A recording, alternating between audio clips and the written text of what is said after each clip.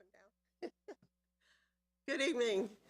This is the March 4th, 2024 meeting of the Old Speedway City Neighborhood Association, and we're happy to have everyone here.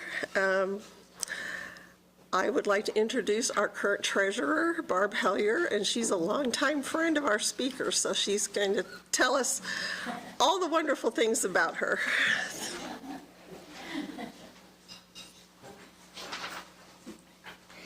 Thanks, Bonnie.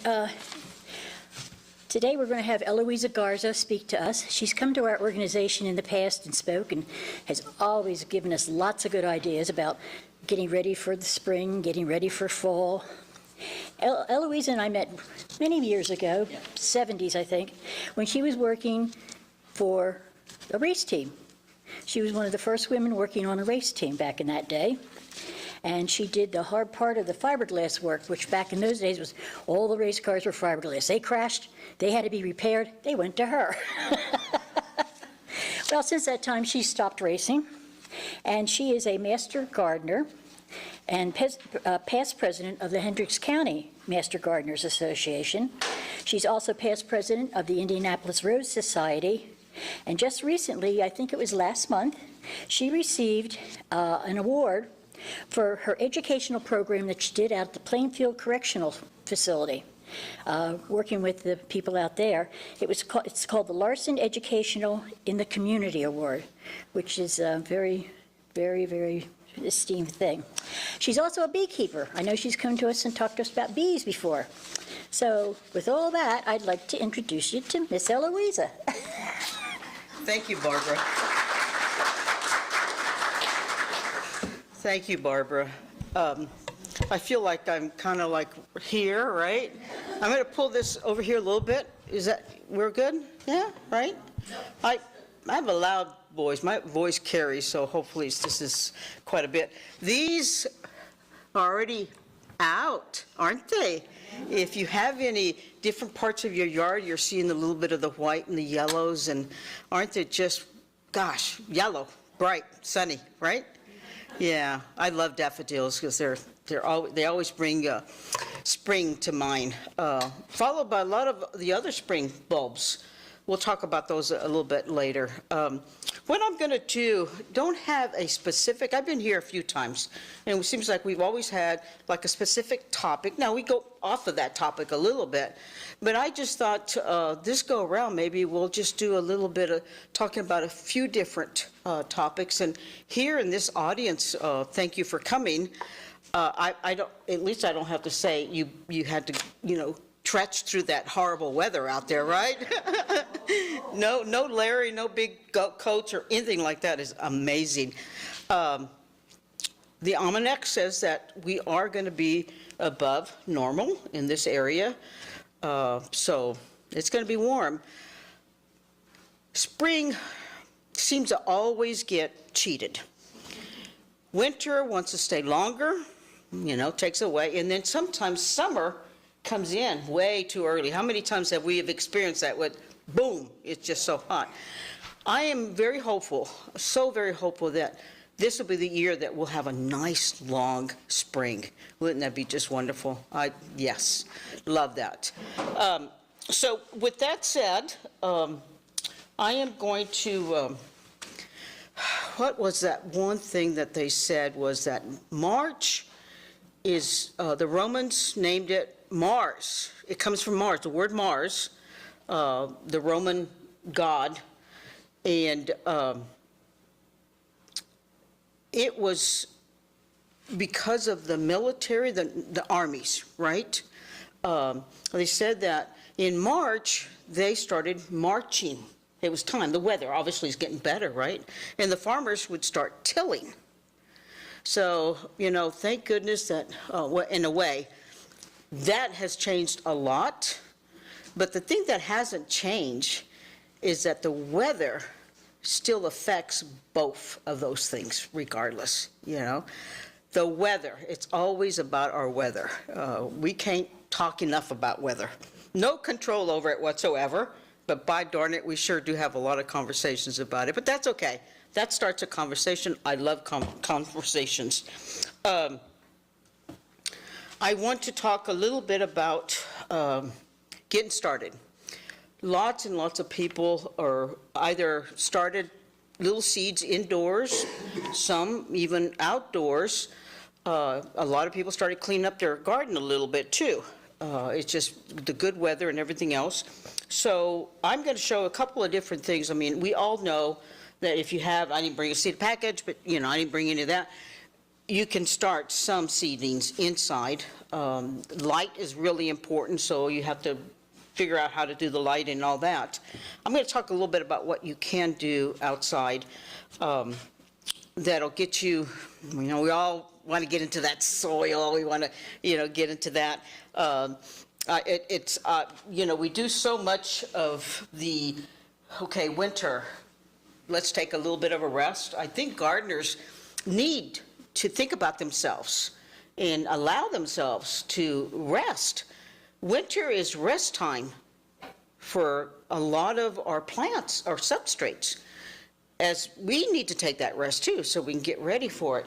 But, you know, our minds just keep going, so of course all the catalogs start coming in, and we start looking, and we get all excited, and you start marking and circling, and that's fine, that's great. The other thing is these wonderful, beautiful magazines start coming in, and I have to talk about the Indianapolis Rose Society and the American, and it's just beautiful. Now this particular one, the one I brought it, and I can have you bring out, is one of our members had in her garden right here in Indiana. It's in Brownsburg, has this beautiful cottage garden. It's just spectacular.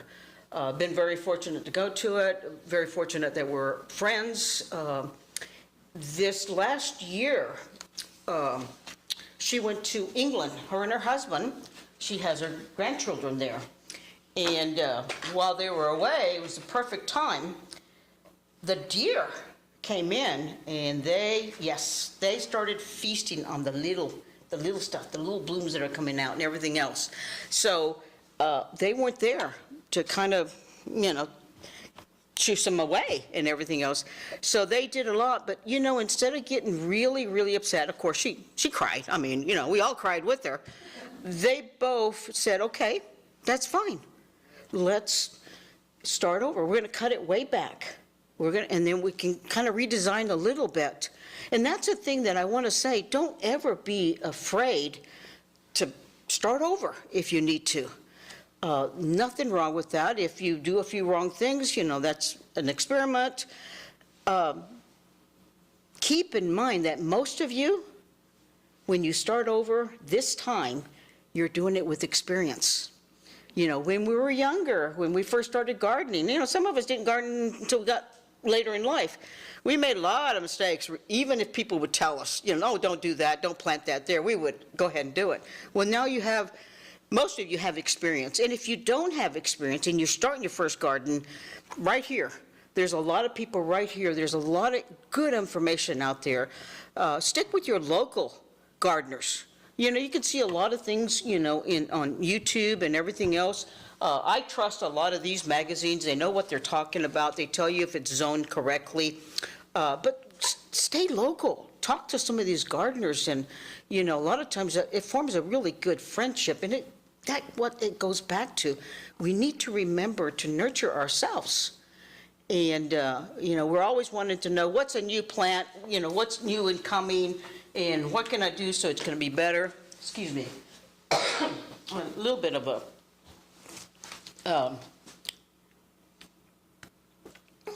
so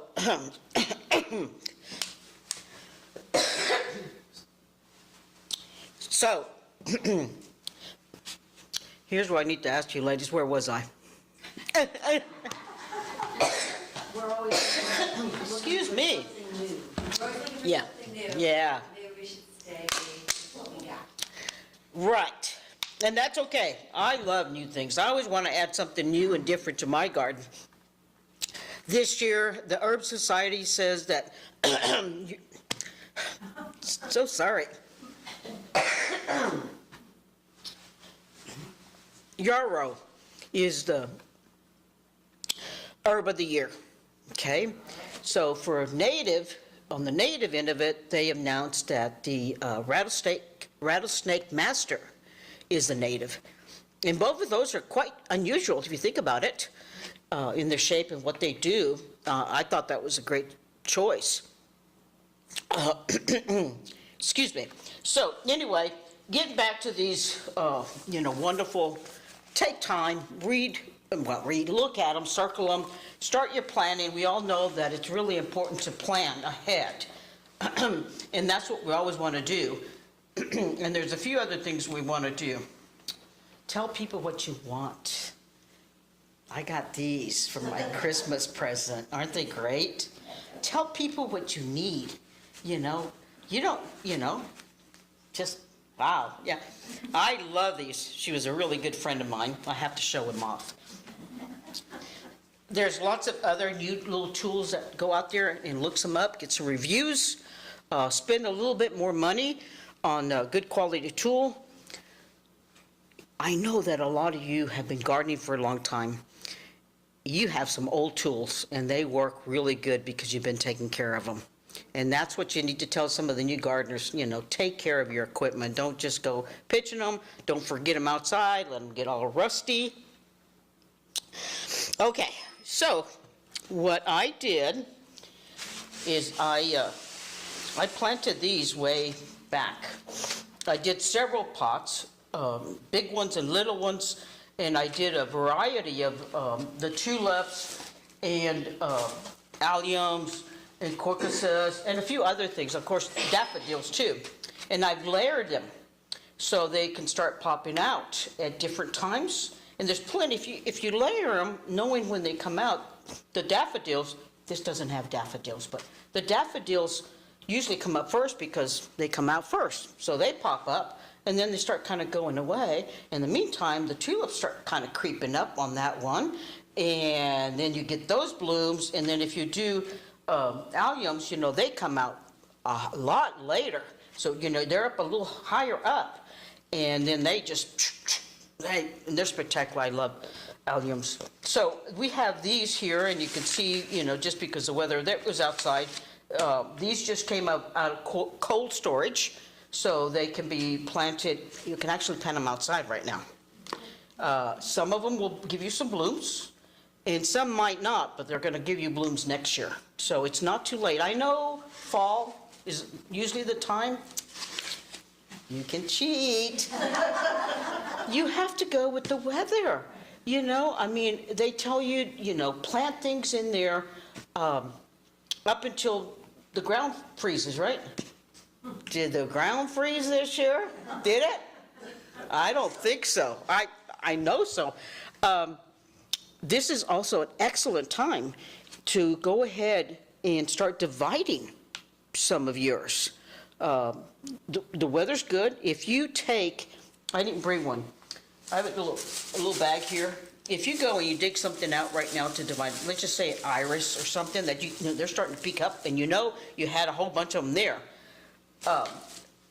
Take a lot of root. Don't just be skimpy. Get in there and take, more is better in this case, right? And drop it into a pot if you have it, a paper bag, a box, preferably a pot with soil, or one of these bags, and lock it up. You have to protect those roots. If you protect those roots and you go ahead and go and plant it right away, it will not know that it's been moved around. It's a good time. So be thinking about that, about doing that. Any questions, please? Yes. I know you talked about tulips and daffodils, but what about hyacinths? Can I still do difficult? I would, yeah. And that's where if you have those cold, were they in cold storage of some sort? Pretty much, yeah. Then they should be fine, and they might. Now, again, it's not 100%. Don't come back and say, oh, you said they were going to do it. Okay. So would it be best to put them in a pot just to make sure? Yes. Or put them in the ground? If you have a place in the ground, you can go ahead and do that, but I would prefer to do it in a pot. The only thing you're going to have to watch a little bit about that, and I'll talk about those daffodils, is, the squirrels are out too now. And they love. So here's the thing. I I plant, when I do spring bulbs, I should come over here, you can hear me, and I keep walking away from the, so when I plant tulips and a few of the other ones, I always throw in the same location, some daffodils. Nothing eats a daffodil bulb. Nothing.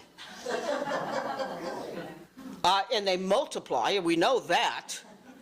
So protect these guys, because everything wants to go after your tulip.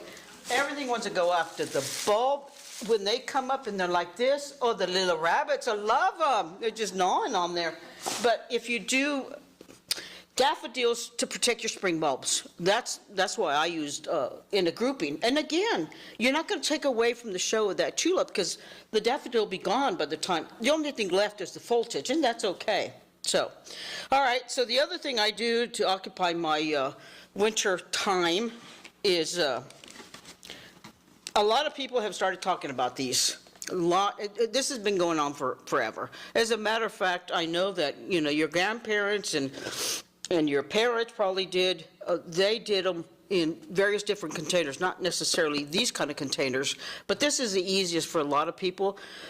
You want to use a container that's a bit translucent. You don't want to use something that's like white or dark. You want to use food safe, not because you're going to eat what you're planting. Well, you can do vegetables. I'm not saying you can't do vegetables, but you don't want to add that into your soil. So you just take one of those, you put some holes in the bottom, and do that first before you cut this, and then I covered it up, but you just go along here and leave this much uncut so it flips up, right? So then you take the cap off, get rid of it, you're not going to need it. If the little ring comes off, and if you have cats, they love playing with those little rings, you know. And then 3 inches minimum of soil. Then then you sprinkle your seeds, and then you put a little more soil on top. And I don't water from here. Before I fold it over, I put water so it's even. And then just set it outside where it's cool and it doesn't get blown away. And then those seeds know when it's warm enough and when it's time, and they'll start germinating. And then that's when you have to watch, and then obviously that's when you're going to lift that off. But this is a miniature greenhouse, all different forms. And I just brought that just to show that there's a few little different ways of doing it. Barbara said I do have a program that I do for the men's correctional facility, and what we have also started doing is showing to go ahead and plant some of these seeds out in the garden. Seeds know when they need to germinate, and they're like, oh, is it going to be too cold or this and that? And I says, well, you know, we've been doing this for, this is going to be our 13th season since I've started this garden, right? I know, it's been, we've had our ups and downs, but it's been very good. So they said, yeah, and I says, haven't you noticed we get volunteers? Tomato out there, we get a squash out there, we get some flowers, we get an herb. A lot of those, they want to be cold that way, and then they wait and wait and wait, and then when everything, usually it's the temperature of the soil that they wait for, and then they come up and pop up. So we've done a few out there, spinach, lettuce, so we can start having that pop up on its own. The other thing is you can also start doing cuttings. Again, you know, if you want, I can pass these around. And you can see the bulbs on that. You can leave it in water until it starts to have roots in the bottom, or you can go ahead and put it in the soil. And either way, they should start. You're going to have some. I do more than just a few. Do several and do it in different ways. I cut the bottom at a slant, and I cut the top just flat, horizontal, so I know which one to put in the ground. So there's a lot of the blooming shrubs that you can do this way, and a few trees. And then, of course, you bring in things, because you can't, you know, leave them out to freeze. I have tons and tons of these. So Yep, go out there and I pull them out, put them in little pots and stuff like that, just to keep busy, just to keep my hands in the soil, as they say. I love working in the soil. Any questions? No? What is that? What's that? It's a little yucca. Oh, Yeah, I don't remember the name of it. They grow, they're fast growers, you know, like that one, it'll probably be about this big by the time you go to put it back away. You bring it back, it'll grow a little bit more, and then little babies start shooting out. And then before you know it, it's this big. So, and you've given lots of these away, lots of them. So, what I was going to say is, on all of these here that I brought, me and Barbara don't want to take them back. So we'll have to figure out how we can, you know, you guys can keep these. Whoever wants something, right? Yes. You were talking about keeping the squirrels away from the bulbs. I finally started putting chili powder all over the pots.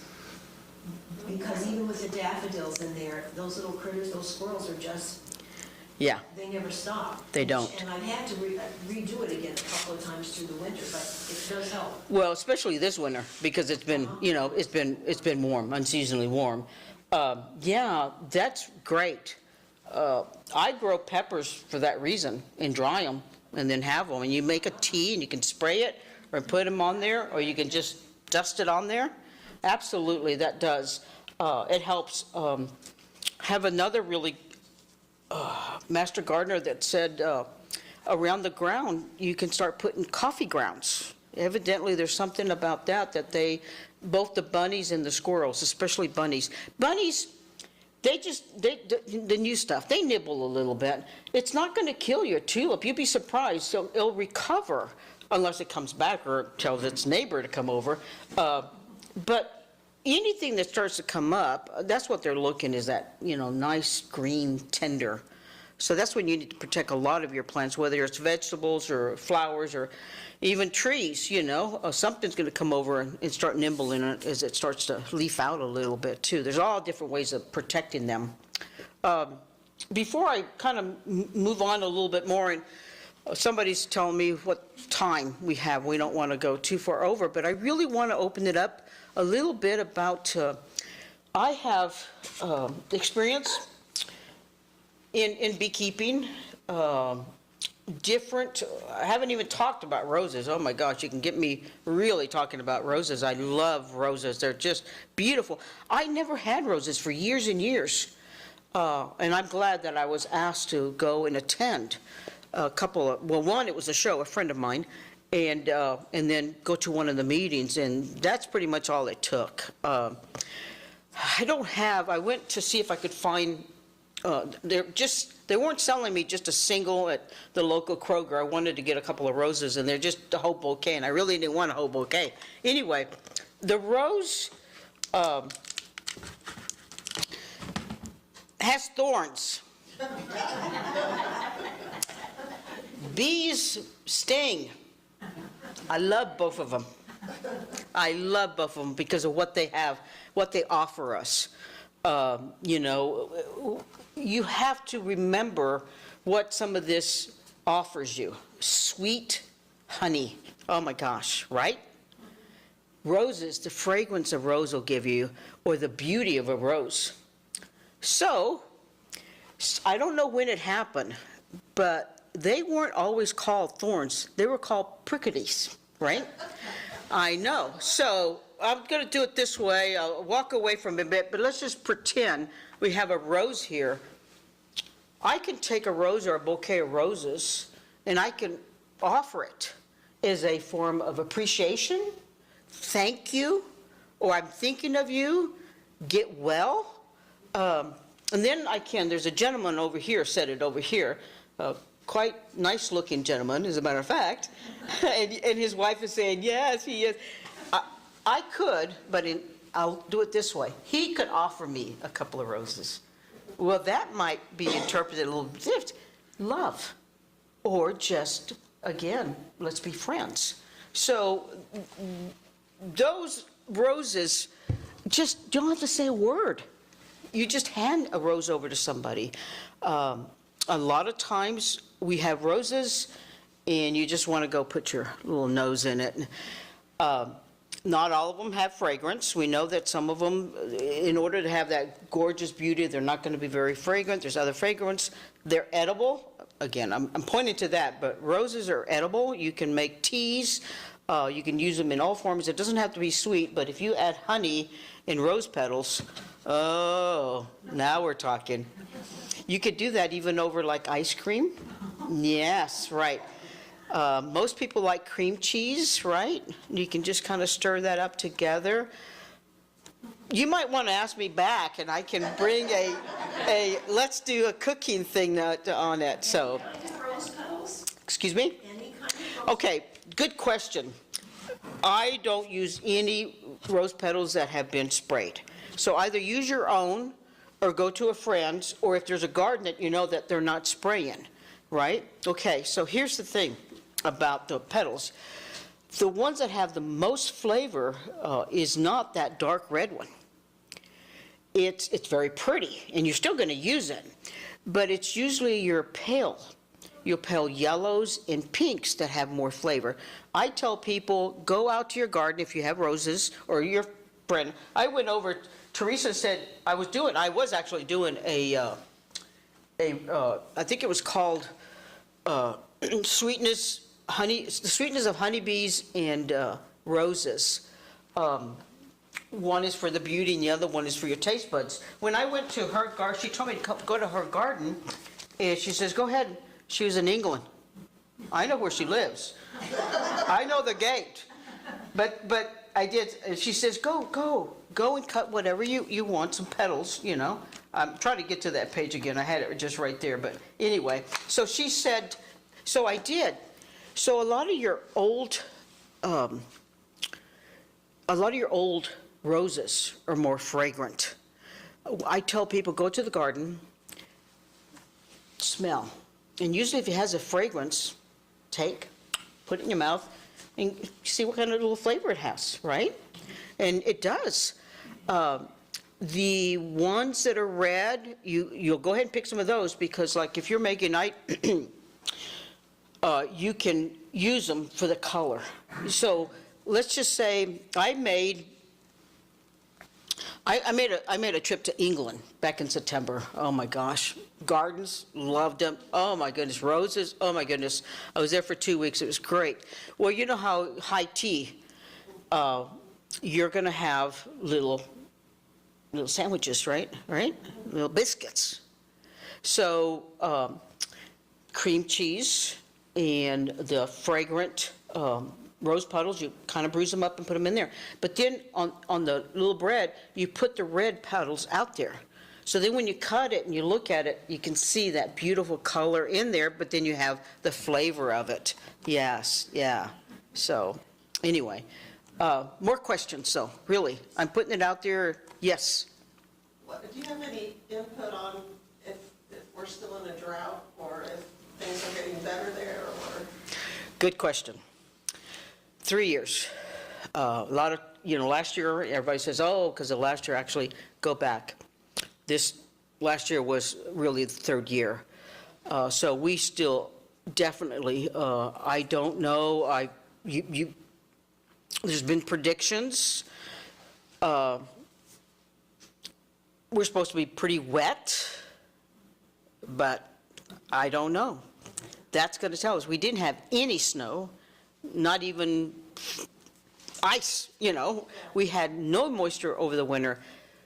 That's going to hurt us. It's definitely going to hurt your trees. If you have young trees, whether it's a year, 2 or 3 years, even some of the older ones, everything needs to drink water. But water those. I tell folks, they said, well, about the drought stuff. I says, look at your garden. Water what is most valuable to you, whether it's because you love it or because it costs you a lot. Make sure they get the right amount of water. If you have to sacrifice something.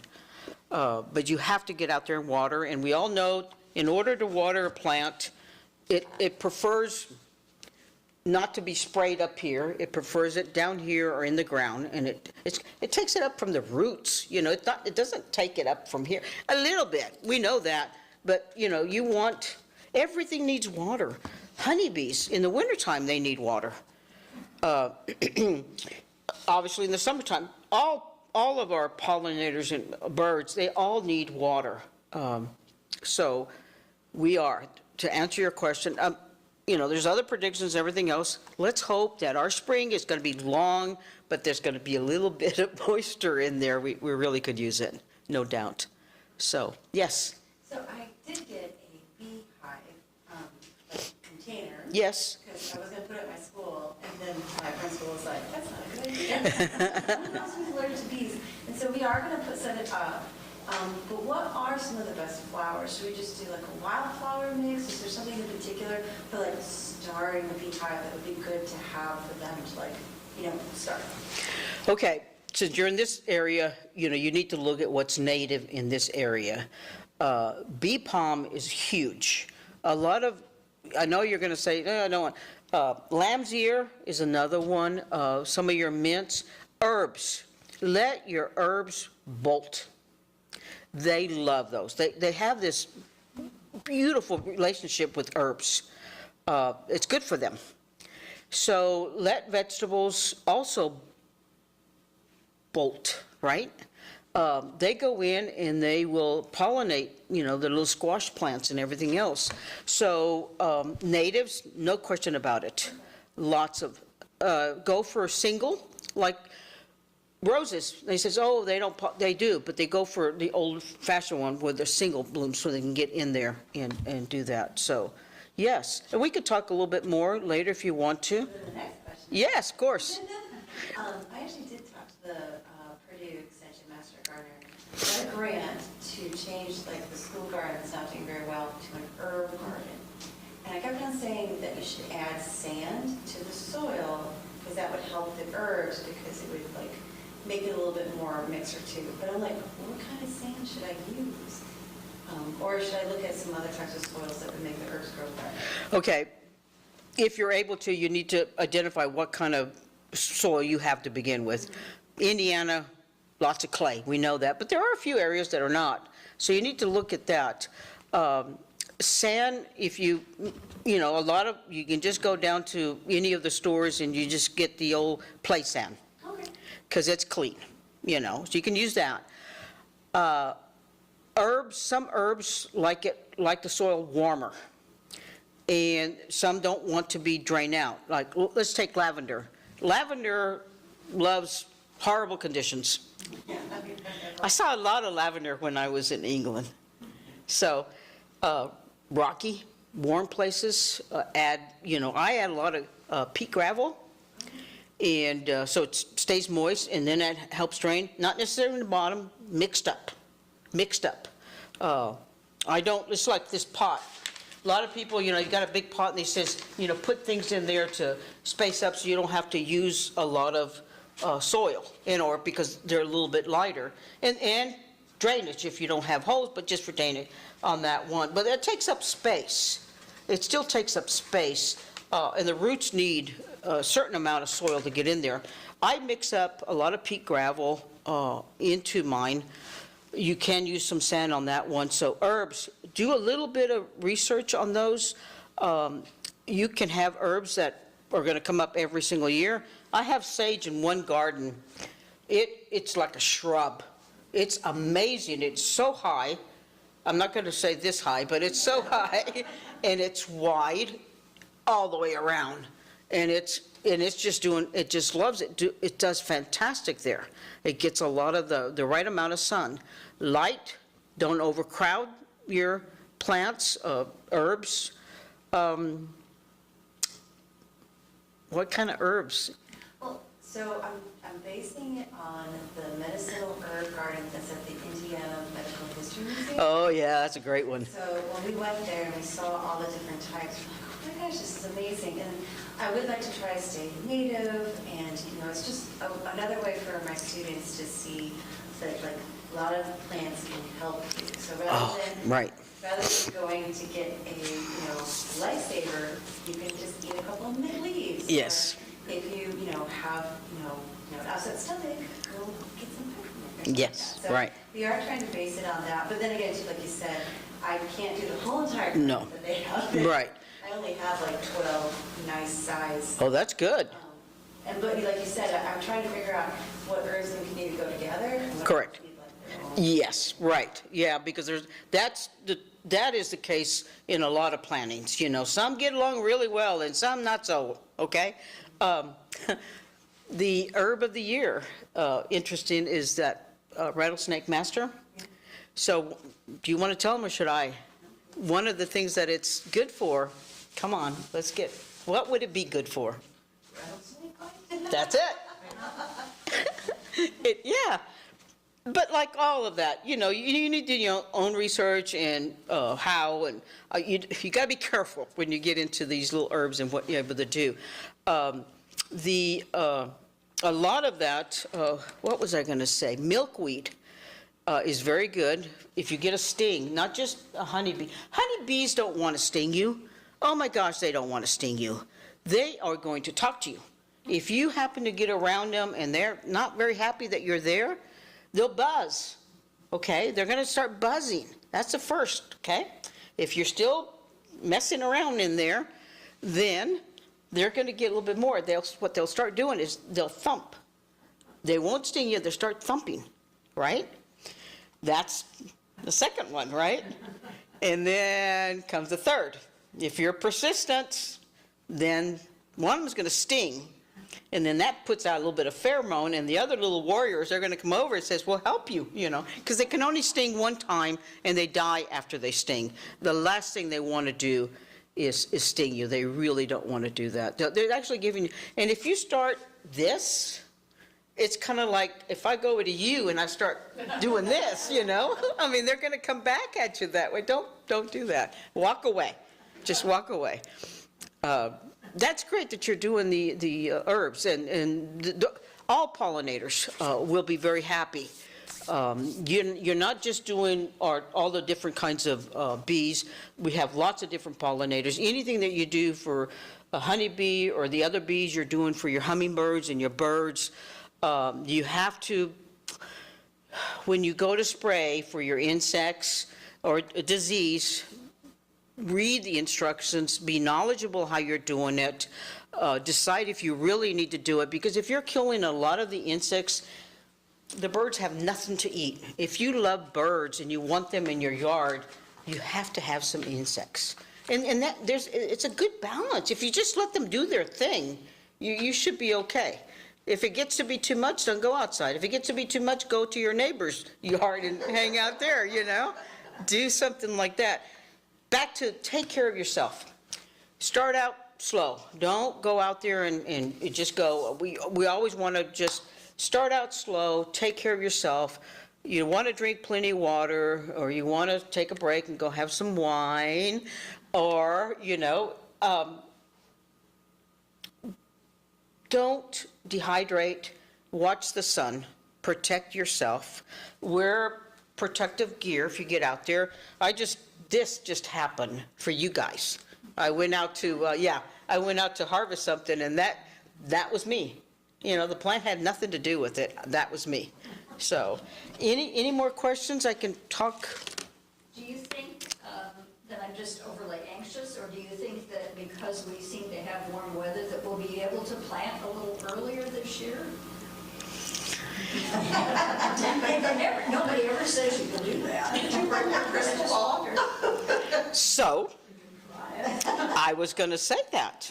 Just go ahead, and you can do that. But if it comes and it says, it got a little bit too much, lesson learned. We talked about it. Experience, go back. So there's a few things that'll tolerate a little bit.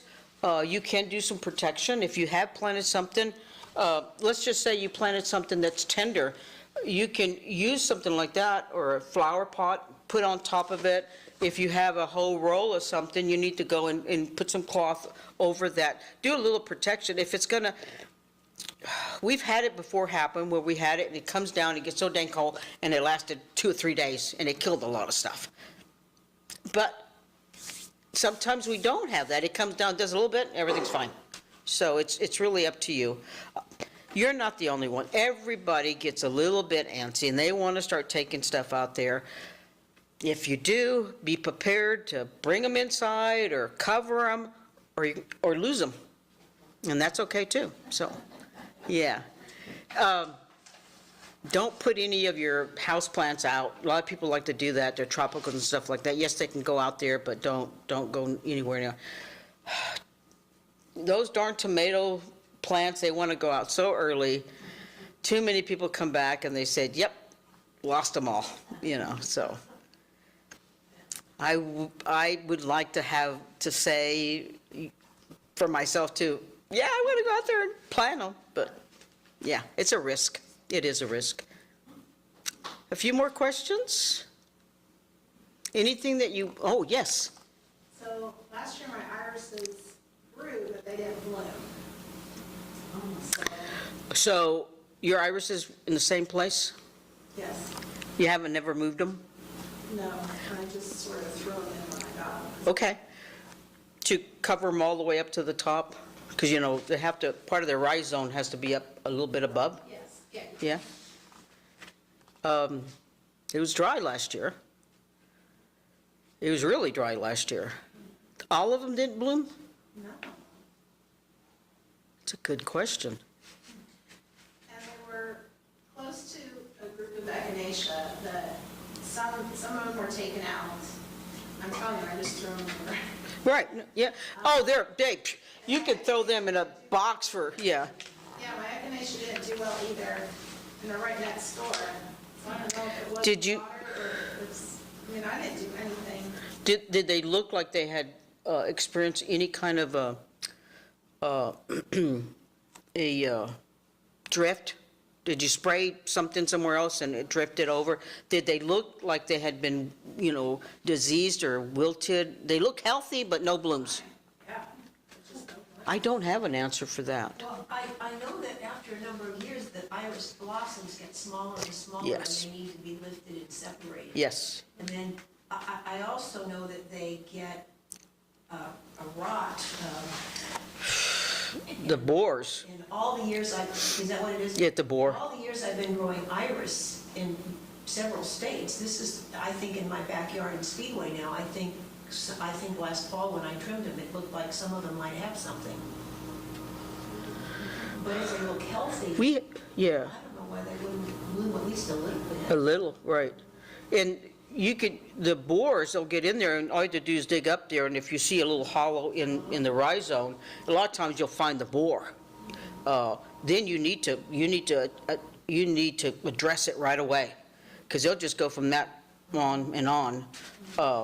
And you need to separate, get rid of the other ones, and then put them in a different spot, if that's. We have an iris society here, local. You might be able to get into their chat and maybe ask. I'm sure you'll. Do you have a local, different places, different gardeners have put up a little chat to help each other out? Just last year, they started a Speedway Plant Club on Facebook. Okay. And they also have a Speedway Plant Swap.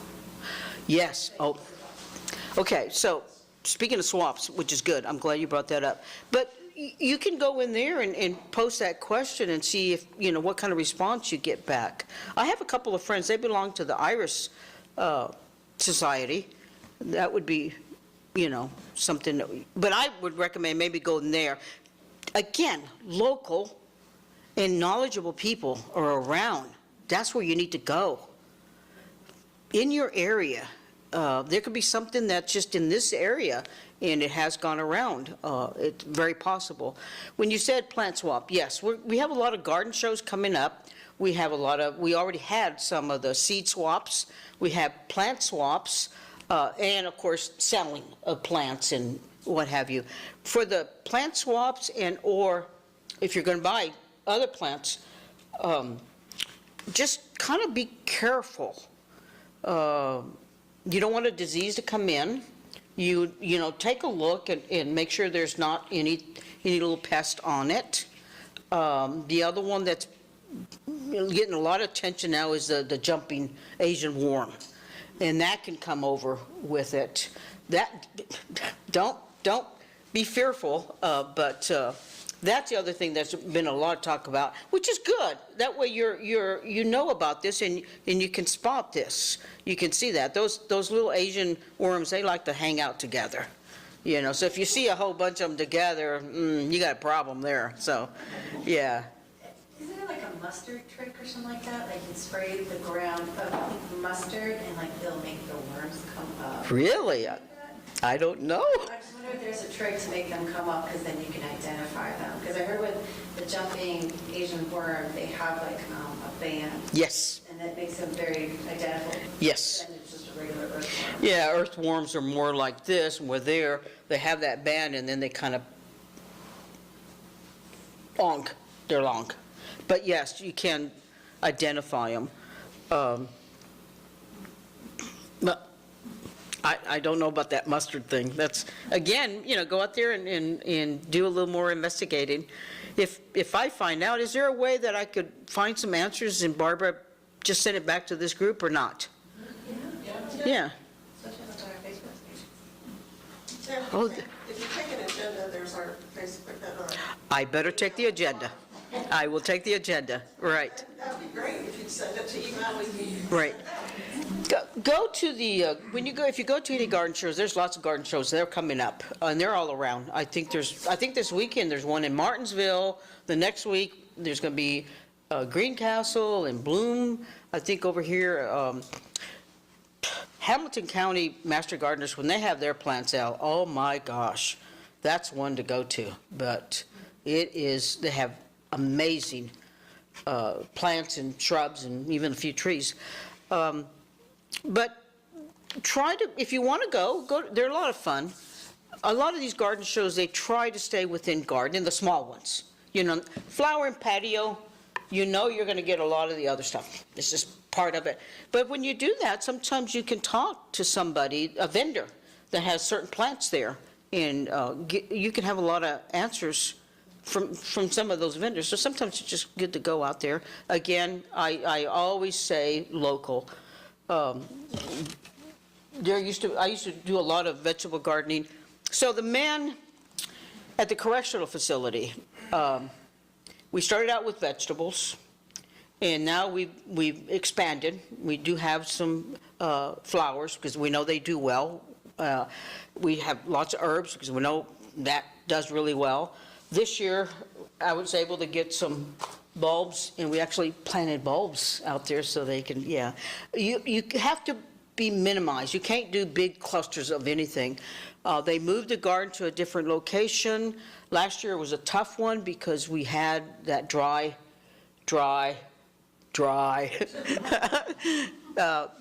nevertheless, I think the numbers are like 1,700 pounds of vegetables that went out to the local pantries. There was, towards the end, we did have some that didn't get harvested. They had a few things take place within the facility, and the men weren't able to, that are part of the program, weren't able to go out there to do some of that harvesting.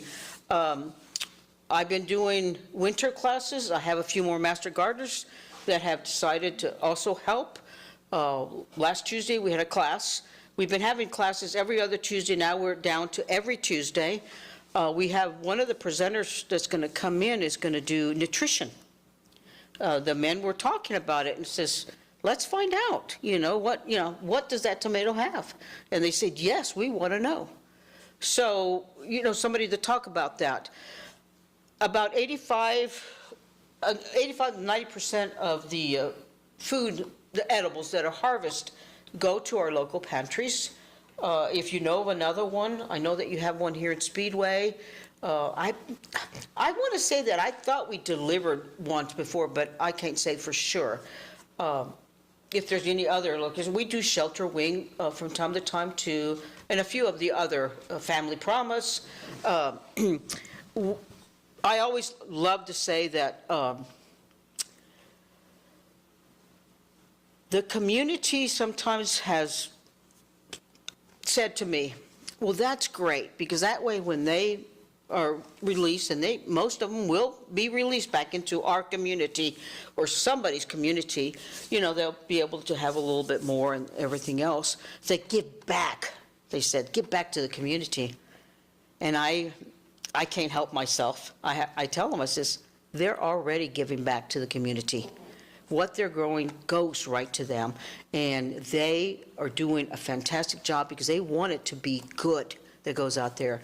And on the other end, we've gotten a lot of feedback coming back. I mean, they love it when they go in there and they come out with a box full of green beans, fresh green beans, not a box full of canned green beans, So it's good. It's all organic because we can't take any chemicals in there. We've learned to do a lot of things without the use of chemicals. So I'm really pleased with it. It's become a passion. I think it's great. I seem to have a lot of slugs. Ooh. Eggshells. Eggshells? Crushed up eggshells. Because they love hostas when they start coming in and stuff. And, Strawberries. yeah.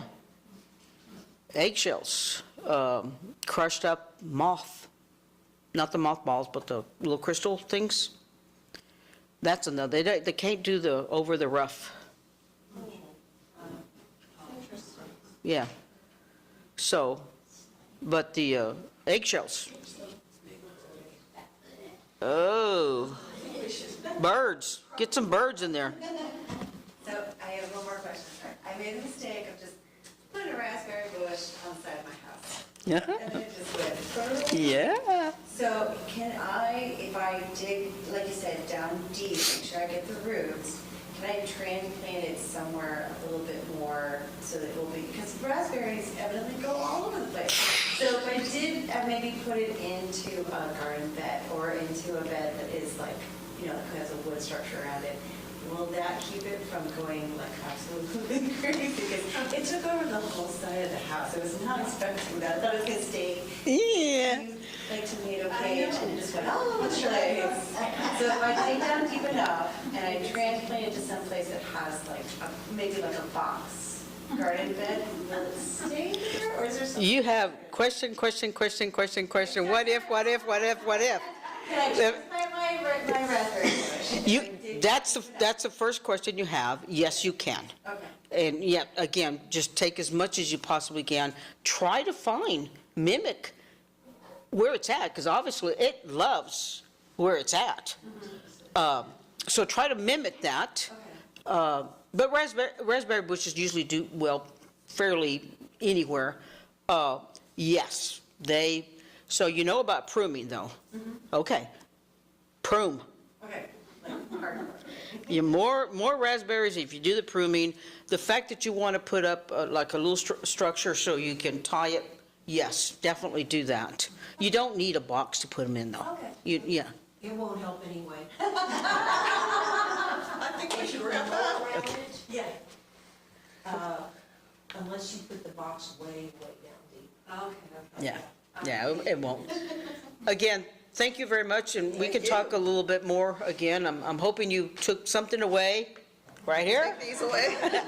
Thank you.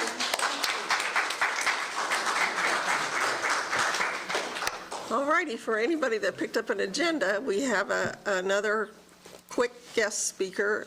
Our District 1 Town Councilor, Nick Sturgeon, is here, and he would like to use this opportunity to just tell you a few things.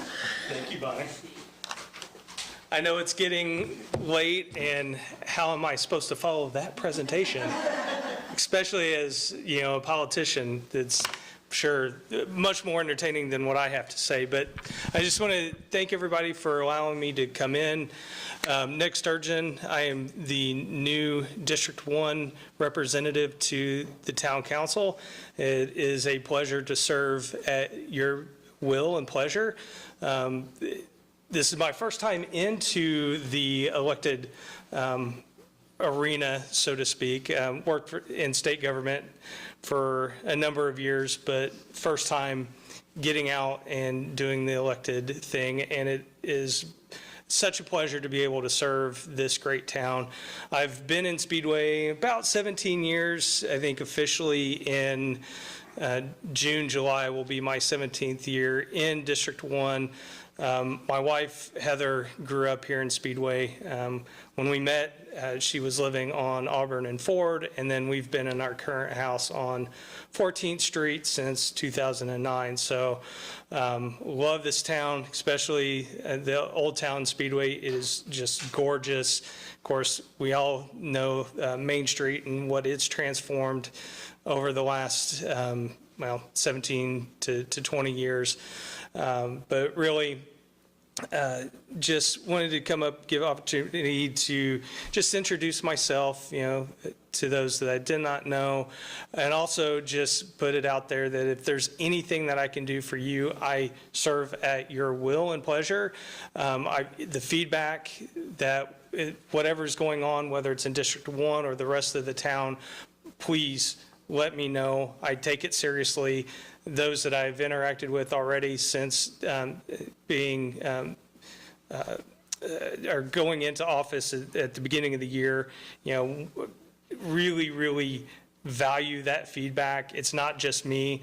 I want to make sure that everything that we're doing at the council is, a positive reflection on what the town wants. Now, there's all sorts of varying opinions that happen out there, but the challenge and the fun of it is how do we come to that middle ground that's going to, make a decision that betters us all. And that's really my goal. Trust me, I'm not in here like most politicians that you see that's doing it for themselves. I'm really doing it to serve. I was a state trooper for 8 years and served the town as a Speedway reserve officer. You don't do that, lightly. And I take the same mentality, the same seriousness of doing that in law enforcement and bring that to the council. One of the things that, we're looking at as a council and just me personally is always improving our safety. I know there's been some things that have happened even over the last couple of days and that are concern, and we want to make sure public safety is remains at the top of our forefront.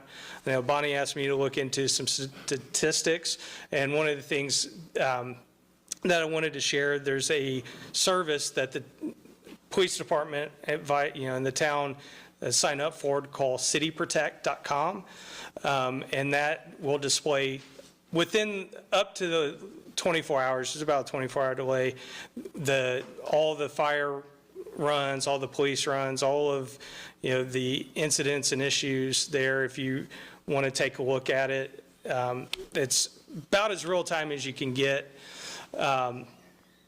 Let's see. Got to make sure my notes here. Like as I mentioned, the kind of elephant in the room with the Wilshaw project. I know that is a major concern, and I will tell you, we put some information out there within the last week and a half. We as a town are going to it's a private matter at this point. We're going to trust that the private parties are going to do what's right. Obviously, while we're monitoring the situation, and if we feel that we need to step in and take additional action, then we will step in. But in my personal opinion, it should stay a private matter at this point until there's some more information that says it's not going to be able to be handled. But please continue to provide that feedback. I know it's been there. It was one of the things that, it drove me into putting my name in the hat, and I want to make sure it gets done right, and that whatever ends up happening is going to be the best for the town. But we are working, we are pushing. There's a lot of stuff because of the legal process that we're either, can't say because of confidentiality reasons, or if there's something that comes out later that could potentially be used against us, because as they say, what you say can and will be used against you. So that is actually a thing. But I wanted to stress that we are working on that, and I know it's slow, and I know it's painful, and I know it's obvious, but we're pushing for the best outcome that we can get. So,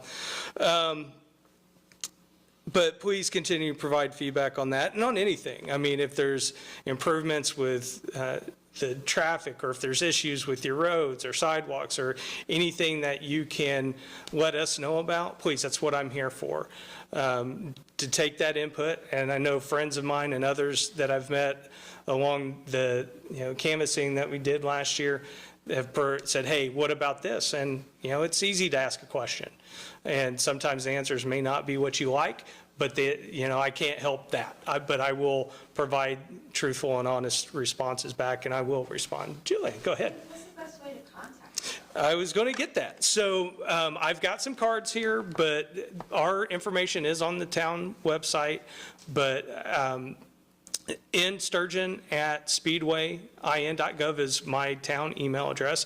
My cards have my cell phone number. You can text me, you can call me, email me, and also my Facebook page. I've got a page dedicated for my official, town councilor position. I share information there. People message me on there all the time. I respond back as soon as I can.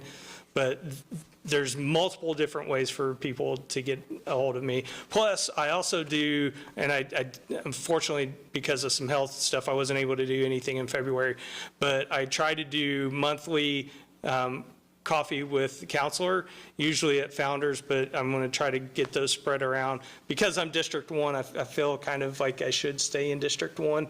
So, but those are ways for folks to interact with me on a official capacity, if you will. So with that, I just I appreciate you being here. If there's any time you want me to come back, I will be here. This is part of the reason that I got into it, is to be able to come out and speak with you all. So, all right, thank you.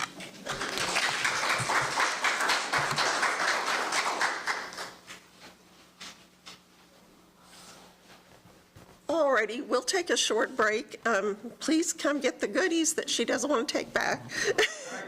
There's one more thing I would like to say, in case you don't stick around after refreshments, but next month we will not be here. I don't know where we'll be. I'm trying to find a place for us to meet, so keep your eyes open for announcements.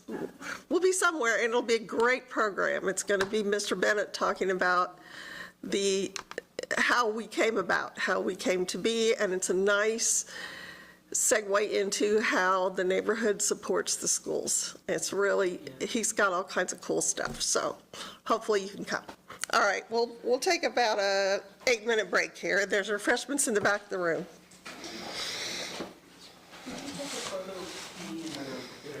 Done.